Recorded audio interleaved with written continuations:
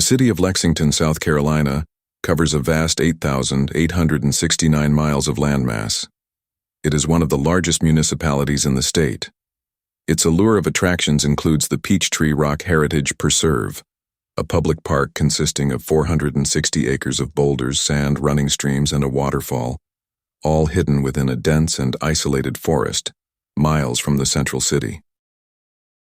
A team of 14 dedicated hikers from the Columbia Outdoor Adventure Network will embark on traversing several trails within the preserve, headed by their organizer Joan Donahue and co-organized by Sean Sturkey, one of the earlier founders of the group and now the primary administrator, overseeing new memberships that has presently amounted to 434 members. It is near 10 a.m., and everyone has gathered promptly for an official group photo taken by Rob Francis before embarking onto the primary trail.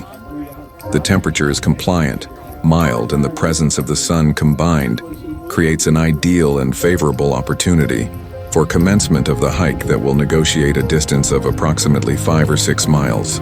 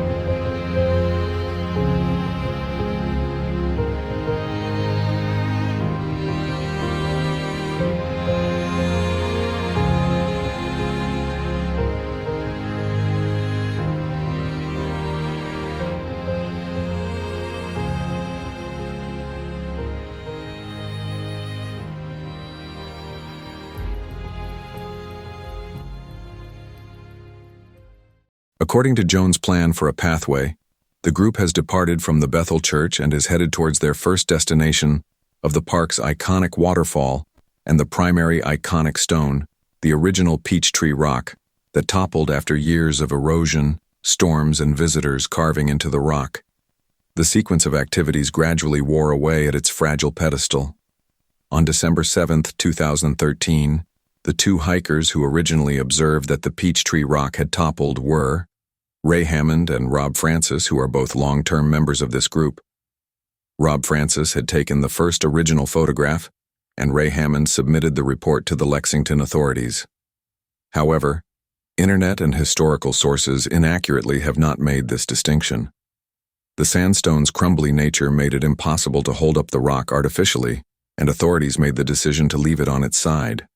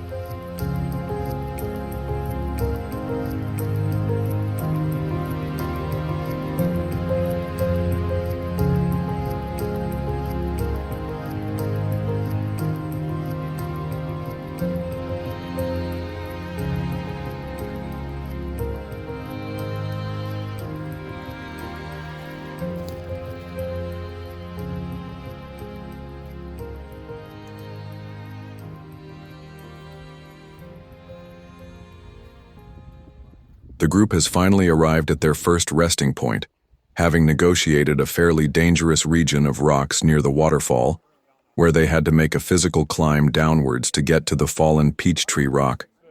Still in good spirits and only slightly fatigued, they gather in conversation around a kiosk that has a mapping of the immediate area. Joan Donahue then points out trail particulars concerning their whereabouts and proximity of distances ahead. That's what it looked like before. It wasn't as Now controlled by we're looking at DNR. Oh no. Yeah, it's all this way. Okay. Oh, so the tip is away from us. Yeah. They do whatever. Look at this flat on top. This my rock. Right, it's flat on top. And this is what Little Peachtree looks like. It's not quite as pointed. I think it'll stay up longer. It looks like they have a fence around it, but it hasn't stopped people. Yeah, that's not too much.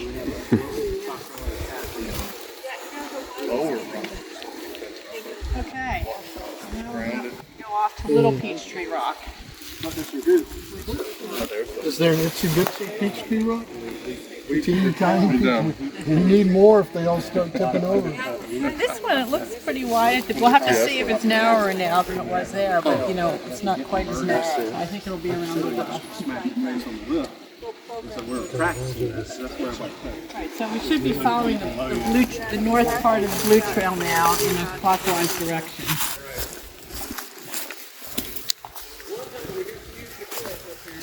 I don't know about that.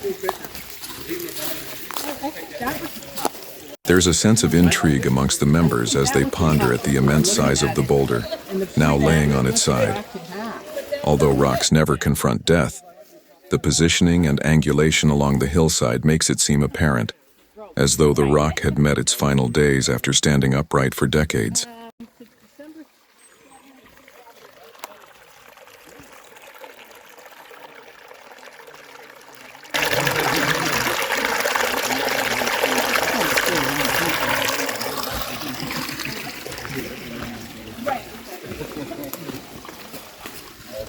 Y'all see table rocks on fire? There's what the markers look like. So this is blue, because they've got little blue arrows. The team progresses onwards, and Joan has decided to take the course of what is known as the Blue Trail. She leads the path to the next destination. Thus far, the beginning hour seems like a relatively easy hike, but ahead lies mountainous regions that they will eventually have to confront.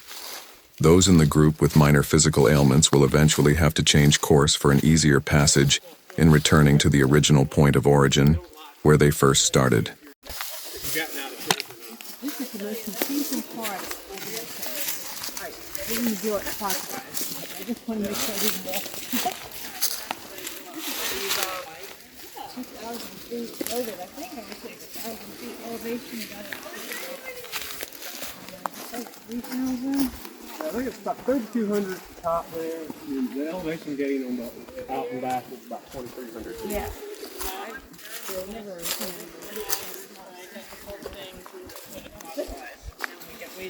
There was 1 year we had that. Despite her age as a senior, Joan is in relatively good physical shape to endure common hiking extremities. Her confident, upbeat, and aspiring spirit enables her to walk extended trail distances with apparent ease. Additionally, her need for hydration is very minimal due to years of conditioning and experience. She also maintains a great sense of self-control and shares inspiration to others who might doubt their hiking abilities. Yeah, it's a,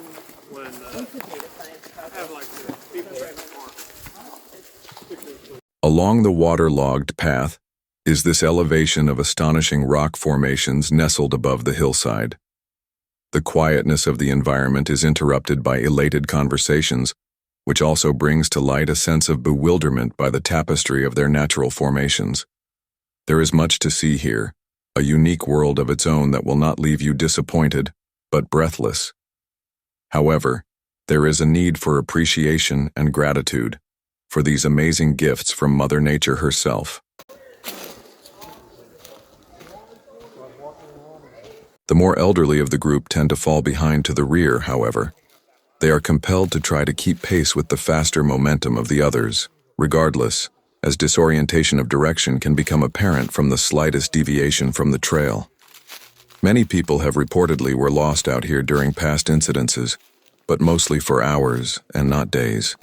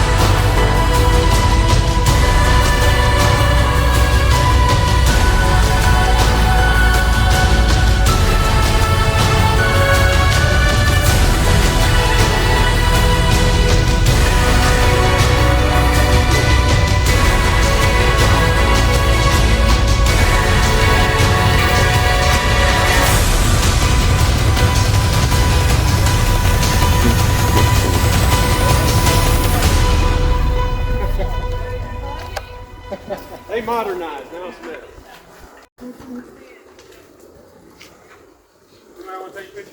If you are wondering what has paused the group in their tracks, Sean Sturkey has drawn their attention to a conduit of old steel drums that are embedded in the sandy soil. They are remnants from decades past, yet still prolonging in existence and formation shape.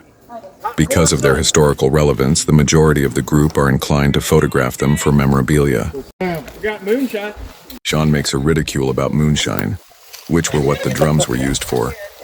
A sign suspended on a nearby tree describes their historical relevance.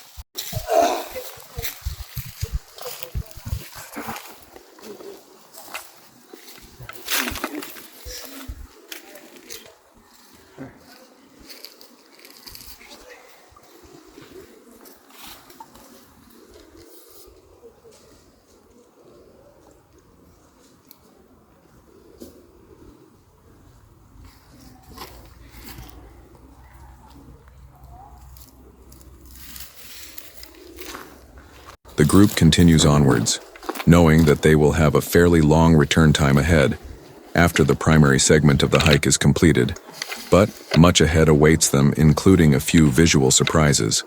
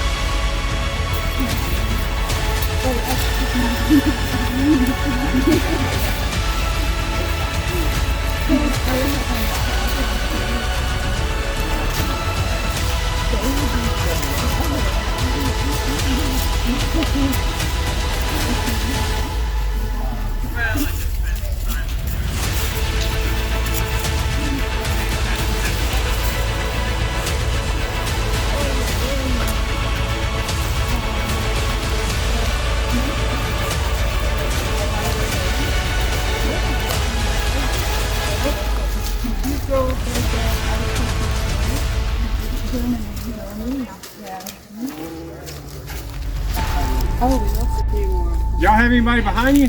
Yeah, I can see them. There's one more person. Oh, thank you. Bright and cheery. Yeah. Y'all can see where I got my ticket. Oh, is this where you were? Well, that's why we parked, our group parked at the church, so we had all this vertical view. Well, anyway, the short story is, I took my caving club here, and we were practicing rappelling off of an undercut lip. And we got all these permissions to do this. I mean, Ed's protected and everything. Someone reported us that we were out here rock climbing illegally, and DNR showed up, and he was going to write everybody in my club a ticket, and he just got me. But he was cool. He let us finish. He's like, "How much more time you need?" He says, "I'll just be in the parking lot writing your ticket." He wanted to go on one of our cave trips, but I never heard back from him. But my grotto paid the ticket. We went, nobody's seen him since. I'd get out of that ticket. So yeah, the only one time I got to, it's a perfect little spot too, because it was real hard to Show us the negotiate. spot. Yeah, I'll find the picture. They made me take it down. They're like, "We don't need to be promoting that." They said, "Don't do that." Then Smile, you're on camera. Okay,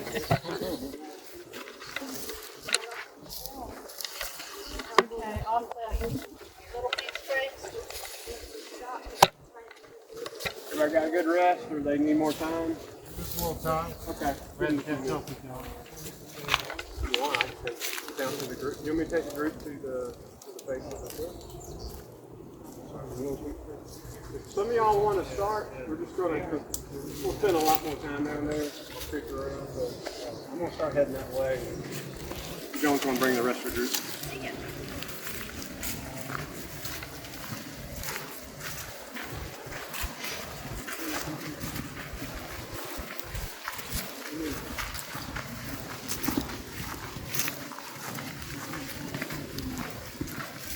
Alright, I think Jones navigating. This way. You want to go that way? Yeah, probably. I'm pretty sure the top of that lift is a plateau over there.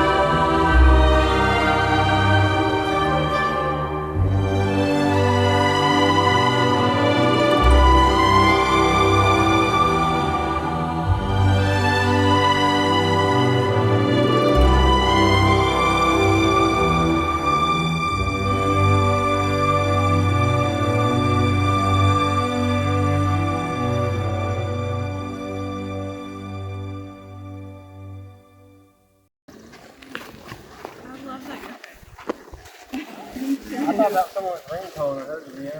What's the kitty's name? The group has ascended to an ideal summit that provides a breathtaking and spectacular bird's-eye view of the forest. There is an evident emotional atmosphere of appreciation emanating from amongst the team. The perspective provides infinite visuals of the distance for as far as the eye can see, and for a memorable inclusion in one's journal. It also serves as an awakening of how vastly capable and powerful nature can be, in articulate carvings of landscapes and elevations with structural precision and magnificence, thereby making the objective of hiking very worthwhile.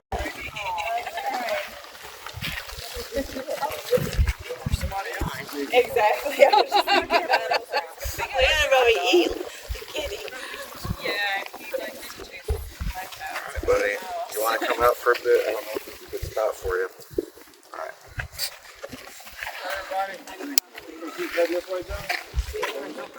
So, if you don't know, these are longleaf pine, Pinus palustris, which, you know, the southeast used to have, I don't know, 30 million acres or so of longleaf pine forest.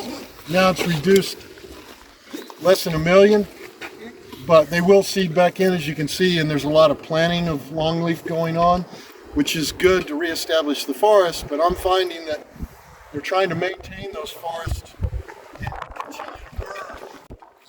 There is a strange and interruptive momentary disturbance that has suddenly affected the camera's audio, which has never happened before. It's as though a power center of energy has randomly impacted the camera's technical features, partially disabling the voice recorder, which is only prevalent in this particular spot. Could it be that there is something else present on the hill where the group remains standing? All of these, after they germinate, grow a little bit of growth above the ground, they put down a very deep depth. So after doing that, 2, 3, 4. The anomaly seems to be creating an aberration that is distorting the speaker's voice shortly after he began talking. This is also profound and commonly affiliated with paranormal activity. If you are a believer, as immediately following this segment of the video, the camera began operating normally. And grow, and then they get up and out of there. You can see there's been fire on here, so they're associated with fire, and that's being controlled greatly. Plus, they cut them all down because they were so nice and big, but there is an effort to reestablish them. Anyway, my impromptu comment.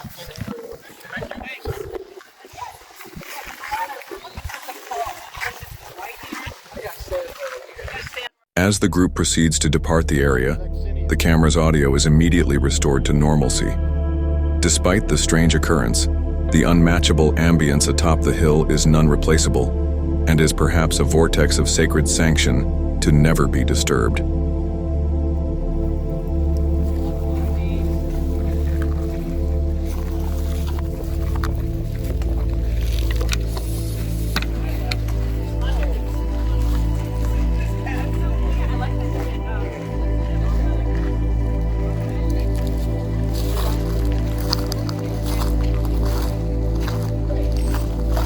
There is a distinct presence of unity amongst the group. Everyone appears comfortable and secure around each other, thereby leaving a welcoming door of opportunity for conversations and support in walking along the trail. Now they head towards an even more rocky environment, comprised of majestic rock formations that seem to mimic creatures as though they were fossilized and frozen in time.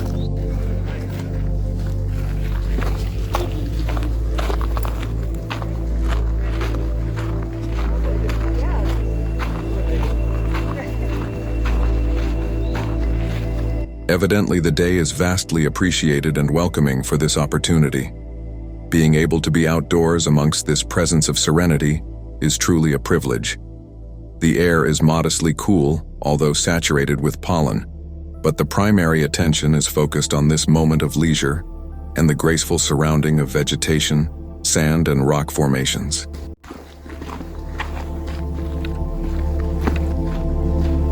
It is quite liberating and a great source of replenishment from both mental and physical stress.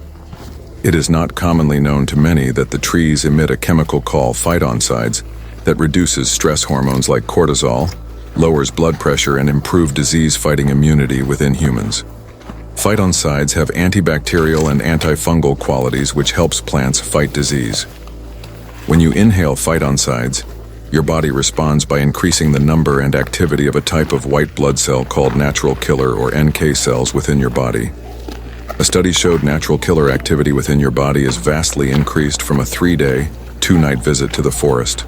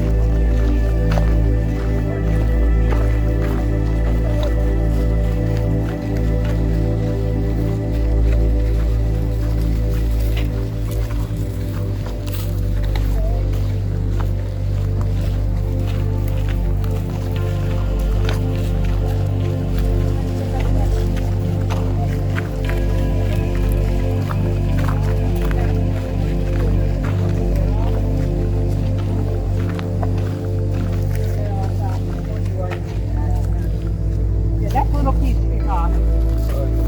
Yeah, the far one, yeah. I got started with like method blonde back in here. Geneva, Switzerland. And I took, when I was in college, we used to have January off, so I took off the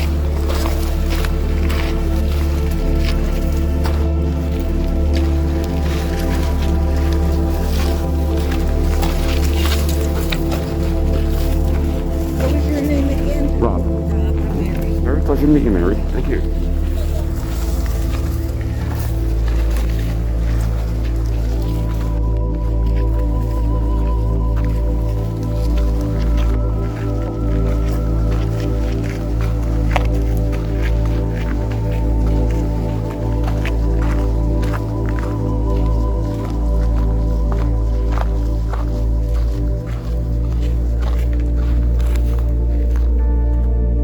In the distance, the group begins gathering atop a flat surface mound while visually embracing the immediate surroundings. Taking a look at the panorama, you can see the fluid depth of height and immensity that separates the various regions of hills towering the trails below.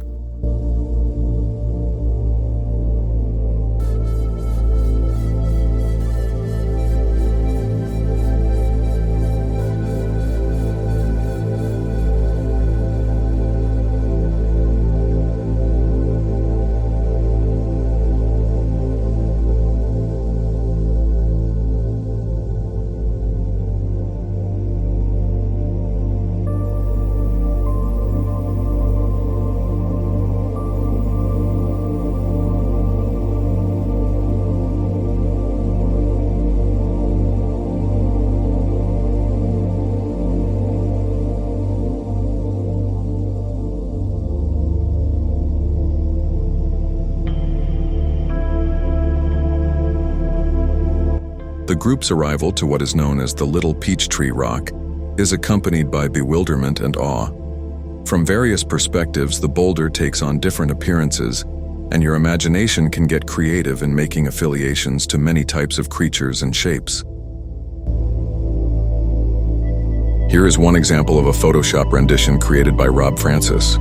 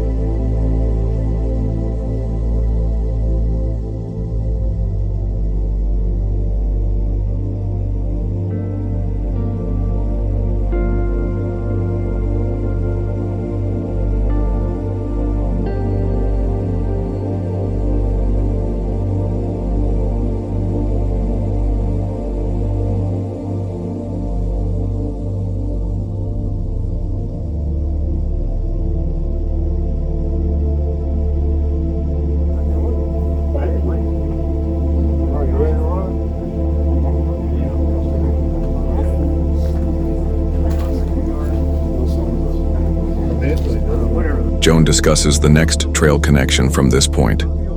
It is a much-needed moment of rest, especially for those beginning to feel fatigue, yet determined to embrace further challenge of endurance, and to see more of this mystifying place.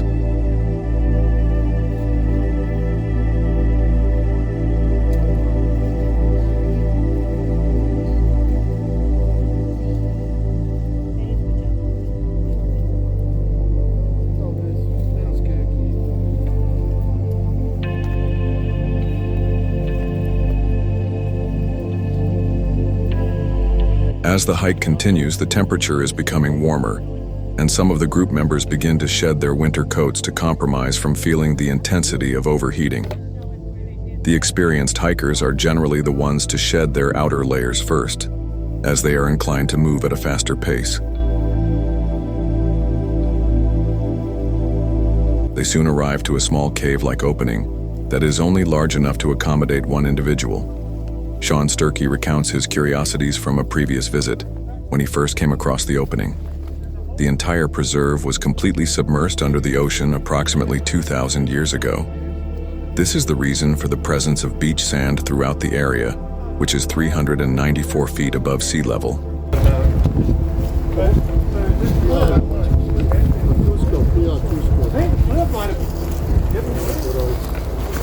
That's the face you were climbing up?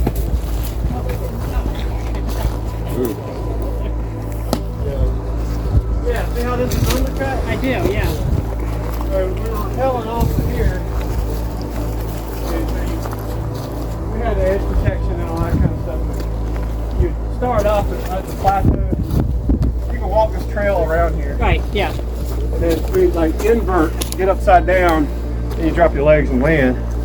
And then people are practicing going up over the lip. You have to do that when you're caving. Like Never Sink Cave, Stephen's Gap. There's a lot of pits, especially around Georgia. Rock climbing. Well, it's rope work. We use a 5/16, 7/16 rope. We only use one. So it's the extra protection, to protect all the edges and everything. And then you do a lot of freehand drops. So we use mechanical. Sean shares a recalling story about a previous occasion when he and others would use ropes to climb and train on the boulders for rock climbing. He entices the others on looking, to climb upwards and explore the upper region, and the awaiting view that lies along the top, an invitation that some could not decline. Stay down here and get a picture. In other words, Rob, stay down here and photograph. Where's Rob? I'm right behind you, Sean. Others exhibit a sense of hesitancy due to the height of the overlook as they watch and ponder their decision. Sean is enthusiastically already in motion to ascend to the top. His pioneering nature compels his intentions for exploration, coupled with decades of experience in maneuvering through difficult trails and caves across the Carolinas and even further. It's good. Big kid.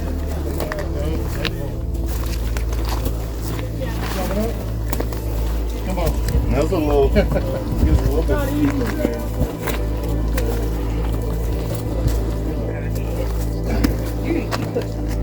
There you go, yes ma'am.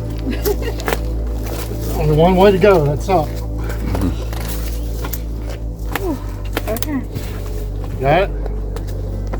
Yep. Thank you.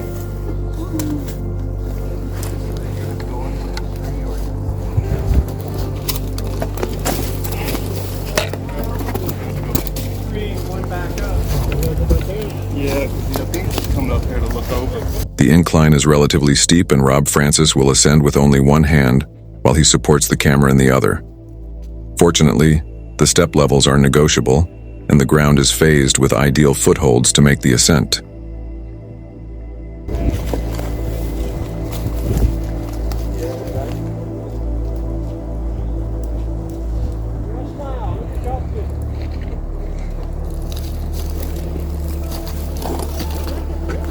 Got it?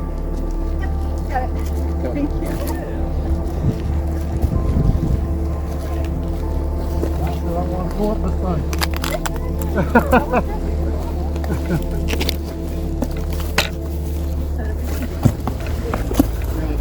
Like if you needed to, you could.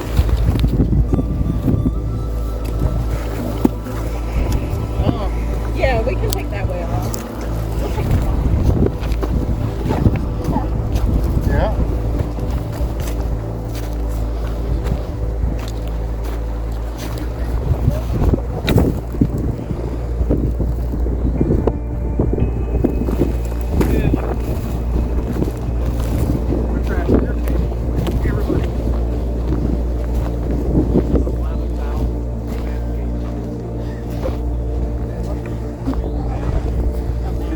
have to be over 1,500 pass. Walk-ups. Obviously, 30 to 60 miles a pass.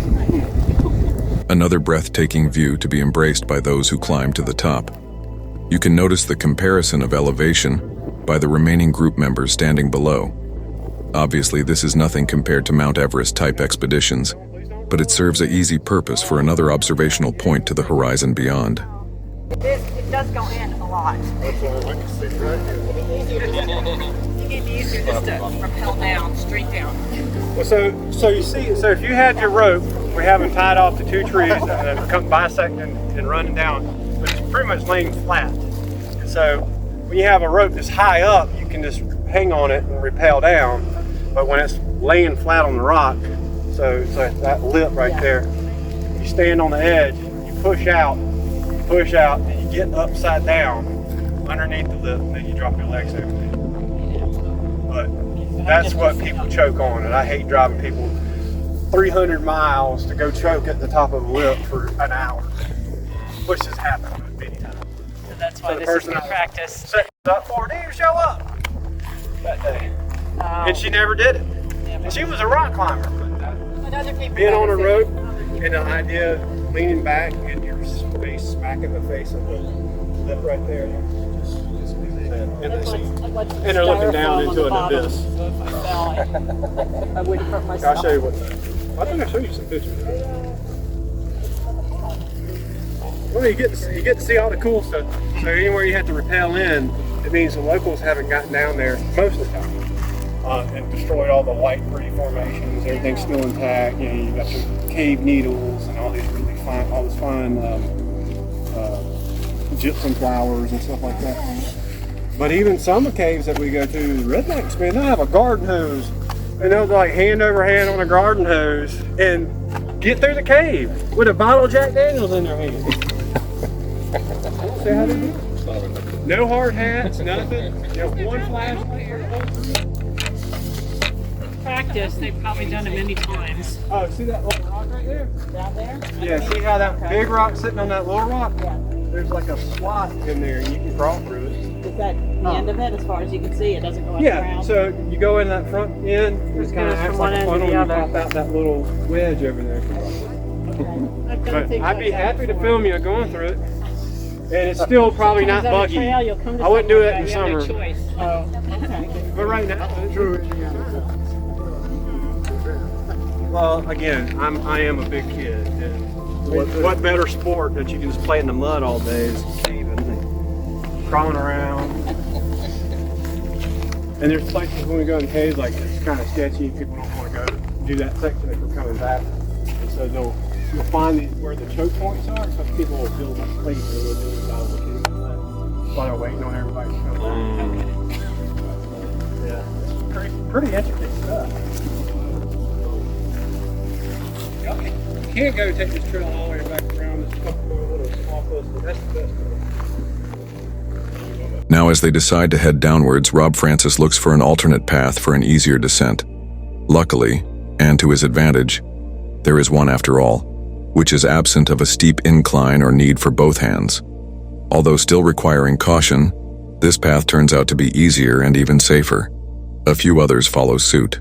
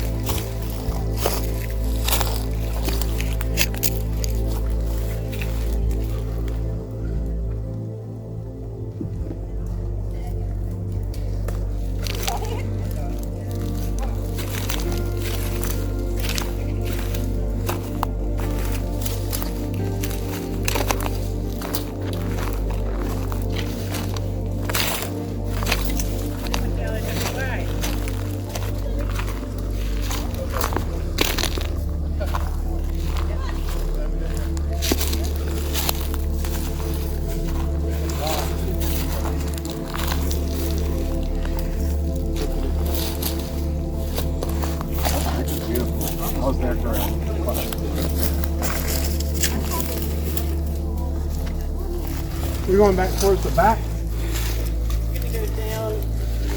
As they arrived and gathered on ground level, the hike continues, but soon the group will split into two, further along the trail, based on the need for others who wish to abandon the remainder of the hike and to be heading for home at an earlier time. Those inclined to hike further will carry on, embarking onto adjoining trails to expand the distance. Skeletons are on one side, don't worry. How far is that hole? Just You can look in and see it, about 3 feet. That chunk of rock underneath propping up, it's just the length of that. I mean, it's a decent spot. So we had this tool in Nevada. It's called a squeeze box. It's just like 2 big sheets of plywood, and it has little notches. I'm gonna go with it. And you can squeeze it down. A lot of people, I think 8-10 inches is the most I can do. But if you just confident for kids. Turning your head, taking your helmet off, breathing, and pancake out. When people are like tense, they don't go through holes, you break ribs. Or something You first. start taking half rests. So you have to pass your gear through first. You push your pack. That's why they tell you to use small packs. The bigger your backpack, the more stuff you're going to put in. Right. You know, the people pass packs. That's why we all use a tag pack.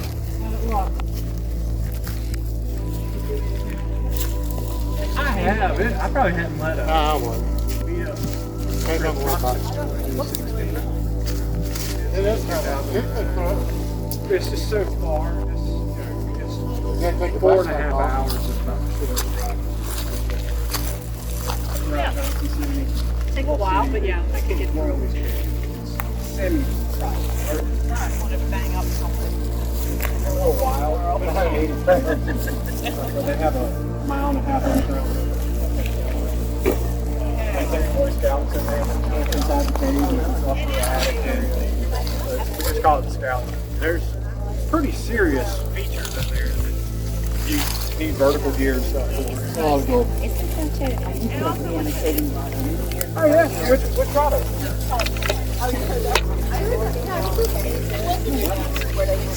Tag rider? I think they teach other español. Gringo.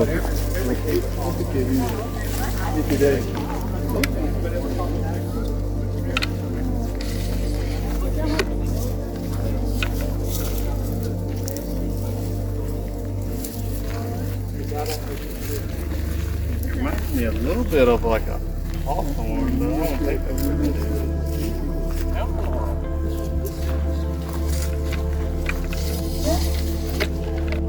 I think I saw it on the website. I didn't.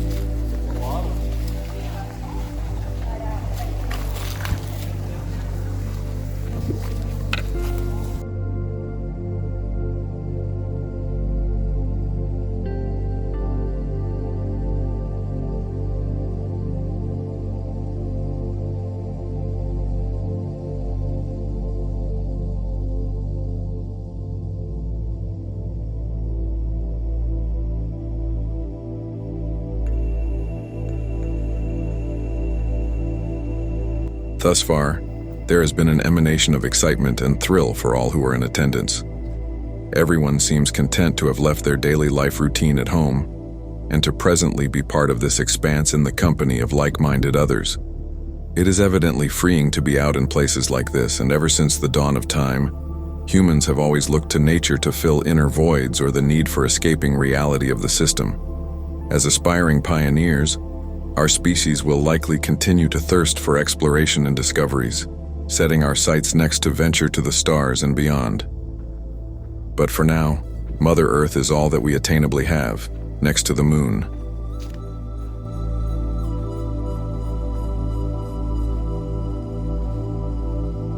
It is well worth noting that the Earth will indefinitely be our home. But for how much longer can she sustain us remains in question. We can only hope that the uniting of people upon the surface will aspire to apply in-depth conservational efforts to preserve not only our own livelihood, but for all animal species on the planet.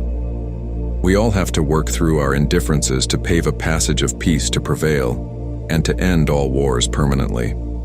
If there are others out there in the universe, then what will become of ourselves, and how do we prepare to greet them if we do meet them? Thank you for watching, and I encourage you to continue your intentions to embrace nature. Please share this video with others and invite them to join the Columbia Outdoor Adventure Network. May the Force be with you.